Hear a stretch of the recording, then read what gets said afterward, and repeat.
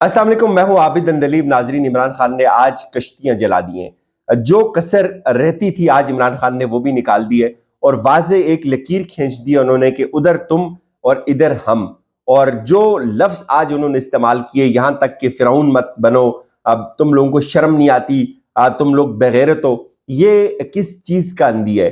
क्या इमरान खान ने अपनी फतह का ऐलान कर दिया है? हाँ, इमरान खान ने आज बाज़ाब्ता तौर पे गिरफ्तारी के बाद जो अपनी पहली तकरीर की है, कौम से जो खिताब किया है, उसमें खान साहब ने आज अपनी फतह का ऐलान भी किया और उसके साथ साथ इनकलाब की कॉल भी दे दी। तो चीजें अब शायद इमरान खान के अपने कंट्रोल में भी नहीं रही हुई। बहुत इंपॉर्टेंट खिताब था ये। इसके 6 से 7 इंपॉर्टेंट पॉइंट मैं आपके सामने रखता हूं और उसका मैं आपको इम्पैक्ट बताता हूं कि अब आप देखें कि किन किन लोगों की शलवारें इमरान खान ने आज गीली कर दी हैं इस खिताब के अंदर। एक बात तो उन्होंने ये कही कि जो कुछ यहां हो रहा है इन लोगों को चाबी दी जाती है, और 25 मई को भी जो हुआ था वो भी चाबी दी गई थी। एक बात जो सबसे बड़ा इल्जाम था इमरान खान के ऊपर कि इनकी सियासी जमात मुतशद्दद है, तशद्दद करती है, तोड़ फोड़ करती है, उसका जवाब उन्होंने आज ये दिया कि गिरफ्तारी एक छोटा अमल था, मेरे ऊपर जानलेवा हमला हुआ, गोलियां चलाई गई, उस वक्त भी एक गमला नहीं टूटा था। तो इसका यह मतलब है तहरीक इंसाफ ये नहीं करती, ये किसी और ने किया। और मैं आई विटनेस हूं, बहुत सारे वाकयात को मैंने फील्ड से रिपोर्ट किया हुआ है। मैं आई विटनेस हूं, बहुत सारे वाकयात मैंने खुद देखे, मैंने वीडियोस में वो बातें की हैं कि तशद्दुद कहां से हो रहा था। तो उस वक्त खान साहब ने ये कहा कि अगर उस वक्त एक गोली मुझ पे गोलियां मारी गई तो उस वक्त एक गमला नहीं टूटा, ये आज कैसे हो गया, इसकी तहकीकात होनी चाहिए, ये तो मेरा फलसफा नहीं है। फिर उन्होंने ये भी कहा कि मेरी जो पार्टी है, मेरे जो जलसे हैं, उन जलसों में खवातीन आती हैं, तो मैं ये चीज अफोर्ड ही नहीं कर सकता, ना मैं ये पार्टी अफोर्ड कर सकती है। ये तमाम बदनीयत और घटिया लोग हैं जिन्होंने इस तमाम एजेंडे को स्पॉन्सर किया, और उसके साथ साथ जिन लोगों ने मेरा ये वारंट निकाला, ये तमाम लोग ऐसे ही। और फिर जिस तरह से मुझे गिरफ्तार किया गया, वहां रेंजेस का क्या काम बनता था? मेरे ऊपर एक दिन में 15 क्रिमिनल केसेस हुए। और वैसे मैं आपको बताऊं, बहुत सारे दोस्तों ने मुझसे ये सवाल भी पूछा कि अल कादर ट्रस्ट केस एक्चुअली है क्या? तो मैं डॉक्यूमेंट्स के साथ उन लोगों को वो केस बताऊंगा अलग से एक वीडियो में कि एक्चुअली ये केस है क्या, अल कादर ट्रस्ट है क्या, और ये यूनिवर्सिटी कब बनी थी, और ये जो पैसे आए थे सुप्रीम कोर्ट के अकाउंट में बाद में जो गए, ये कब आए थे, और इनका आपस में कोई ताल्लुक है भी या नहीं। और इस केस के हवाले से जो मेरी कल प्रोसिक्यूटर नेब से उसी कोर्ट रूम के अंदर जिसमें इमरान खान साहब भी थे, उनसे भी बात हुई, उन्होंने क्या कहा मैं आपको वो भी बताऊंगा। फिर खान साहब ने आज ये भी कहा, ये जो चेयरमैन नेब है ये भी बदनीयत आदमी है और तमाम बेजमीर आदमी है ये, जिन्होंने मेरे घर के ऊपर अटैक किया। और क्या इनके अपने घर में खवातीन नहीं है? और आप बेगैरत हैं और आपके हैंडलर्स भी बेगैरत हैं, और गैरतमंद इंसान कभी भी ये हरकत नहीं कर सकता। फिर उन्होंने ये भी बताया, इसके हम आई विटनेस भी हैं, सुप्रीम कोर्ट में जब उनको तलब किया गया और उसके बाद जब वकला के साथ वो बैठे तो वहां हमारी भी उनसे बातचीत हुई, तो हमने भी उनको बताया कि सर ये चीजें हो गई है। तो उस वक्त उनको जब पता चला कि 20 लोग शहीद हुए तो उनका ये रिएक्शन था उस वक्त, यार 20 लोग शहीद हो गए, उनको इससे पहले मतलब पता नहीं था। फिर हमने कहा जी असद उमर भी गिरफ्तार हो गए, तो वो उस वक्त चौंक गए कि हाँ असद उमर भी गिरफ्तार हो गए, उनका असद उमर की गिरफ्तारी का भी उनको नहीं पता था। तो ये सब चीजें उनको मालूम नहीं थी, उनको ब्लैंक रखा गया। फिर उन्होंने ये बात भी बताई कि अगर हमने हमला करना होता तो उस वक्त करते जब मुझ पे अटैक हुआ था, जानलेवा हमला हुआ था, हमने तो उस वक्त भी नहीं किया था।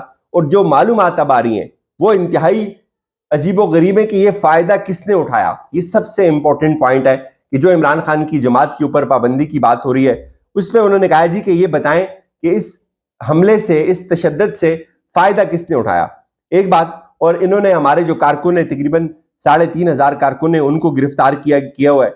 और ये कौन लोग थे वो ये बता रहे हैं कि किसने कपड़े फाड़े।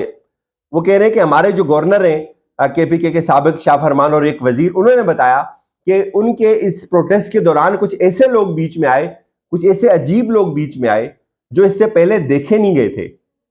उन्होंने कपड़े फाड़ना शुरू कर दी जब हमने उनको कहा कि तशद्दुद ना करो। और एग्जैक्टली ये 2-3 जगह के ऊपर और भी हुआ, जिसका मैं खुद आई विटनेस हूं। तहरीक इंसाफ के लोग बीच में मना भी करते थे, रास्ता भी देते थे एम्बुलेंस को, और कुछ लोग ऐसे थे जो मना नहीं होते थे। और 1-2 वीडियोज ऐसी भी मैंने देखी जिसमें कुछ लोग असला लेके भी आए हुए थे। और ये सब अब जाहिर है तहकीकात होनी चाहिए, और कौन इश्तिहाल दे रहा था, ये किसने कहा। खान साहब ने तो भाई ये तो कह दिया कि भाई یہ ہمارے لوگ نہیں تھے، اور جس کا فائدہ ہوا ہے جس کو اس سب کا، اس کو پتا ہونا چاہیے کہ یہ کون لوگ تھے۔ پھر انہوں نے عمران ریاض خان کی بات کی، جو کہ بہت اچھی بات ہے۔ عمران ریاض خان کو اس وقت نامعلوم مقام کے اوپر منتقل کیا ہوا ہے، ان کے اوپر تشدد ہو رہا ہے، ان کے حوالے سے بالکل بھی خبریں اچھی نہیں آ رہی ہیں۔ پھر انہوں نے کہا کہ میڈیا کو خبریں دی گئی، ایک ہی فیڈ دی گئی کہ یہ شہر پسند لوگ ہیں، اور مجھے یہ خطرہ ہے کہ یہ لوگ عمران ریاض خان کے اوپر تشدد کریں گے، اس کے لیے آواز اٹھائیں۔ اور ویسے یہ ہر پاکستانی جو ان کو سنتا ہے وہ خود ہی ان کے حوالے سے فکر مند ہے، اور وہ آواز بھی اٹھا رہے ہیں، یہ بہت اچھی بات ہے۔ اور پھر انہوں نے کچھ رپورٹس دکھائیں، عوریہ مقبول جان کا ذکر کیا۔ پھر انہوں نے یہاں سے آگے تقریر کا سب سے جو خطرناک ترین پورشن ہے وہ شروع ہوتا ہے۔ اس پہ ایک تو انہوں نے ISPR کو مخاطب کیا کہ آپ نے مجھے دوغلا کہا ہے، تو آپ تو شاید اس وقت پیدا نہیں ہوئے تھے جب میں پاکستان کی نمائندگی عالمی فورمز کے اوپر کرتا تھا۔ تو وہ کہتے ہیں جی غور سے میری بات سنیں، میں پاکستان کو اس وقت پریزنٹ کرتا تھا، پاکستان کا اچھا امیج اس وقت بلڈ کرتا تھا جب آپ پیدا بھی نہیں ہوئے تھے، اور میرے دور میں لوگ فوج کو پسند کرتے تھے، اور آپ ہیں کون؟ آپ کو یہ رائٹ ہی نہیں پہنچتا، آپ کو یہ رائٹ کس نے دیا اور کہ آپ مجھے اس طرح سے بولیں؟ اور آپ فرعون مت بنے، آپ لوگوں کو شرم آنی چاہیے۔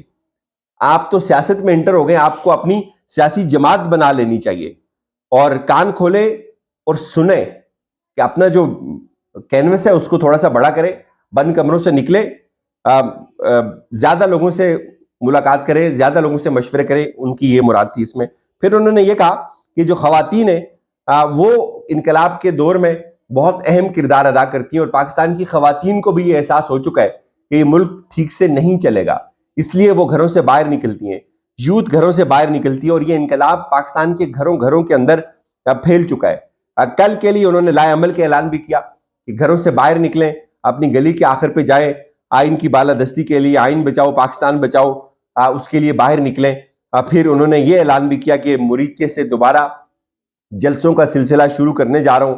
انہوں نے آج یہ انکشاف بھی کیا کہ جو ججز ہیں ان کو کالز کی جاتی ہیں، ان کو دھمکیاں لگائی جاتی ہیں، ان سے اپنی مرضی کے فیصلے لینے کے لیے ان کو مجبور کیا جا رہا ہے۔ یہ خان صاحب کا جو خطاب ہے بنیادی طور پہ میرے خیال میں اس نے ایک لائن کھینچ دی ہے، اور جتنا سخت لہجہ تھا عمران خان کا آج کی اس تقریر میں، جس طرح سے جتنے سخت الفاظ آج انہوں نے استعمال کیے، اس سے یہ ایک دو چیزیں ثابت ہوتی ہیں۔ ایک تو خان صاحب یہ بات سمجھتے ہیں کہ اب ان کو شاید کسی سہارے کی ضرورت نہیں ہے۔ جو عمران خان کے اوپر یہ الزام لگایا جاتا تھا کہ ان کو کہا جاتا تھا کہ یہ منتیں کر رہے ہیں، اسٹیبلشمنٹ کی بات کر رہے ہیں، یہ ان سے کمپرومائز کرنا چاہتے ہیں، اور کچھ لوگ یہ تاثر دے رہے تھے کہ مذاکرات ہوئے اور سب کچھ ٹھیک ہو گیا ہے۔ یہ ان لوگوں کے لیے بھی ہے کہ یہ جو خبریں چلاتے رہتے ہیں لوگ، ہمارے یہ دوست، کہ ملاقاتیں ہو گئی، اور میں نے اس وقت بھی کہا تھا کہ کوئی ایسی بات نہیں ہے، کوئی ایسی مذاکرات نہیں ہوئے۔ ہم نے پھر خان صاحب کو پوچھا بھی تھا، اور انفیکٹ میں نے خود بھی پوچھا تھا ہائی کورٹ میں بھی یہ بات، تو انہوں نے اس بات کی تردید کی۔ اور اب وہ اگر کسی کو یقین نہیں آتا تو آج کا جو لیکچر ہے خان صاحب کا، آج کی جو تقریر ہے، اس کے اندر وہ سب کچھ انہوں نے بیان کر دیا ہے، جس سے ایک ایک چیز واضح ہو جاتی ہے کہ مذاکرات اگر ہوئے ہوں یا کوئی ایسے بیک ڈور ٹاکس چل رہے ہوں تو پھر یہ ٹون یا یہ لہجہ کبھی بھی نہ ہو۔ تو سب کو